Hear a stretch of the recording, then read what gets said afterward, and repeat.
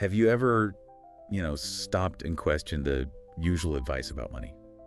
You mean the whole go to school, get a safe job, save up thing? Exactly that.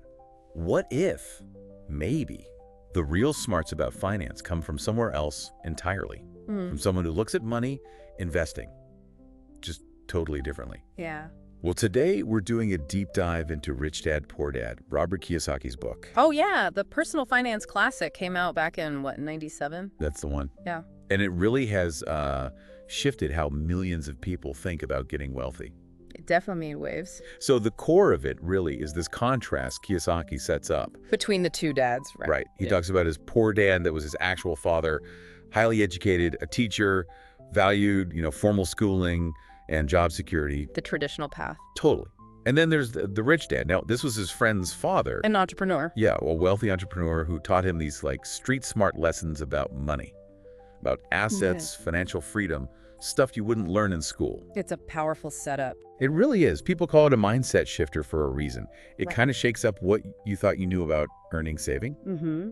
So our mission here for this deep dive is to pull out the really key insights. Maybe some surprising bits too. Get you up to speed on the main ideas. Exactly. So you can feel well-informed on its principles and, also the criticisms without getting totally bogged down. And that contrast you mentioned between the two dads, that's probably why it's stuck around for so long. It's just really compelling. It doesn't just give you tips. It directly challenges those traditional ideas about work and money most of us just absorb. Right, the ideas we grow up with. Yeah. It's sort of a nudge, maybe even a push, telling you to actually take control of your financial life. Instead of just going along with the flow. Exactly. Instead of just being passive in a system that might not actually be helping you build wealth in the long run. Okay, so let's dig into that. Kiyosaki's main argument. He really insists that financial literacy, it's not just nice to have, it's fundamental. Absolutely fundamental. But ironically, it's the thing that's mostly missing from, school. Precisely. Kiyosaki's point is that schools are great at making us good employees, but they kind of fail, largely, when it comes to teaching us about managing money or investing or starting a business. Yeah. And that leaves this huge gap, doesn't it? If you want that real financial know-how, the stuff that actually lets you build wealth, You gotta find it somewhere else. you often have to look beyond the classroom. It makes you think, what are we really learning about money anyway?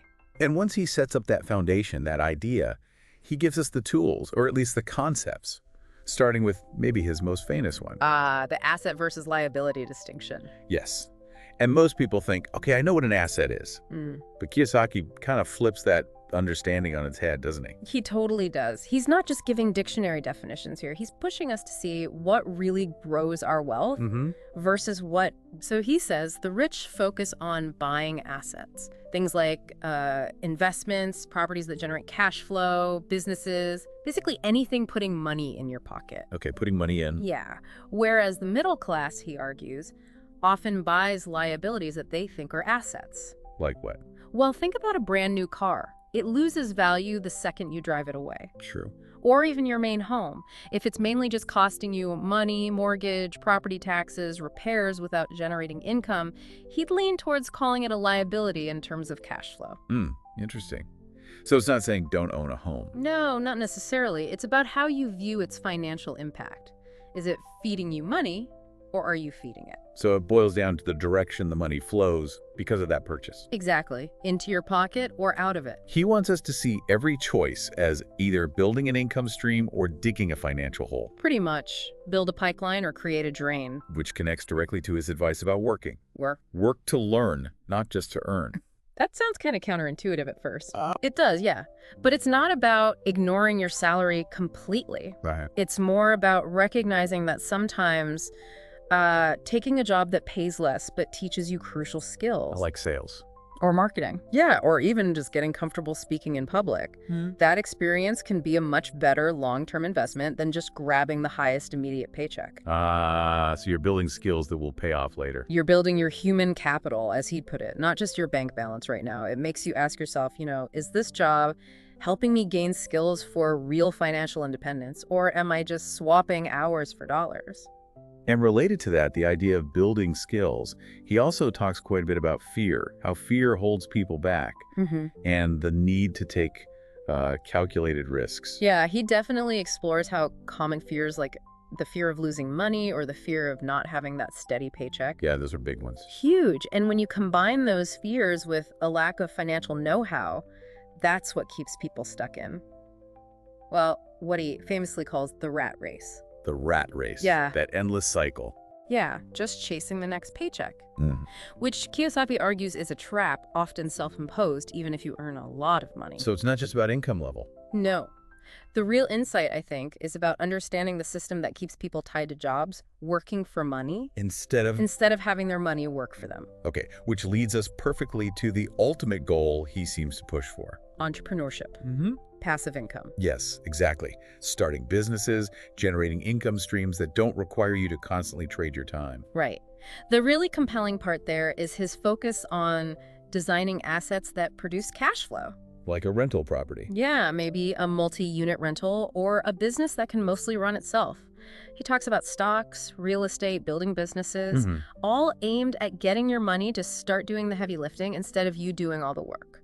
So stepping back, the big picture is about building systems. Systems that generate wealth somewhat independently of your direct effort, which in theory give you back your time and freedom. Okay, so we've covered the core ideas. Now, thinking about why this book resonates so much, what are its biggest strengths? What makes it so popular? Well, based on what people say, the style is a huge factor. It's really easy to read, very conversational, Accessible. very accessible, and incredibly inspiring. You hear so many readers say it just fundamentally changed how they thought about money, about what's possible. Yeah, it gives people hope, maybe. Definitely. And he uses these powerful analogies, lots of personal stories.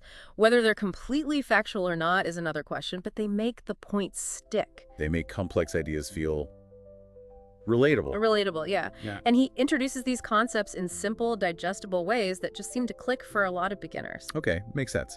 But like any really popular book, especially in finance, it's also got its fair share of criticism. Oh, for sure. No book is perfect. So what are some of the main critiques people raise? And why should someone thinking about reading it be aware of them? Well, a big one is that while it's great for getting you motivated, fired up, it's definitely not a detailed how-to guide. It doesn't give you a step-by-step plan for investing. Right, it's more philosophical. Exactly. And some concepts, like, maybe implying you should just quit your job and start investing, Yeah. they can feel a bit oversimplified. Don't really capture the real-world risks and complexity. Right. Investing involves risk. It takes capital. It takes knowledge. Yeah. It's not quite as easy as just deciding to do it. Also, that whole question about the rich dad figure. Whether he was a real person. Yeah, it's been debated. Was he real or more of a composite character to illustrate the points? Kiyosaki's been a bit vague on that. Does that matter, though? Well, for some readers, it raises questions about authenticity. And maybe for someone who's already a seasoned investor, the advice might feel pretty basic, too introductory, perhaps. Okay, so if we were to wrap it all up, Rich Dad, Poor Dad is less about the how and more about the why and the what. Yeah, much more a motivational tool, Yeah. a mindset changer. And that's reflected in his popularity, right? Yeah. It consistently gets good reviews, around, 4.3 out of 5 stars? Something like that, yeah. It clearly resonates. So who should really read this book? Who's the ideal audience? I'd say definitely beginners. Anyone just starting to think about money differently. People feeling stuck, maybe. Yeah, anyone feeling stuck in that paycheck-to-paycheck cycle. Parents, young people looking for a totally different way to think about finance, one that challenges the usual script. And obviously, anyone just generally interested in personal finance or entrepreneurship. Its real value, I think, is teaching you to question those traditional ideas about jobs and money. And encouraging you to take the reins yourself. Exactly, to take active control of your financial future. But, as we said, it's important to remember the limitations. Definitely. While it's super inspiring, it is light on those concrete step-by-step strategies. Correct. So if you're looking for, okay, what specific stock should I buy? Or how exactly do I analyze a rental property deal? You'll need more. You'll absolutely need to supplement it with other more technical, more detailed books or resources. And about the rich dad possibly being fictional. Ultimately, whether he was one person or a blend of influences, it doesn't really take away from the power of the ideas in the book. The core message still hits home for people. Right. Its impact seems to be more about the philosophy it promotes, its ability to make millions rethink their relationship with money. Okay. So that leaves us with a final thought for you, the listener, to chew on. If this book is right, or even partly right, that the most important financial education happens outside of traditional schooling, Yeah. it makes you wonder, doesn't it? What other really crucial life skills might you need to actively go out and learn on your own? Skills that you won't necessarily pick up in the classroom or maybe even at your current job. What else is out there that you need to teach yourself?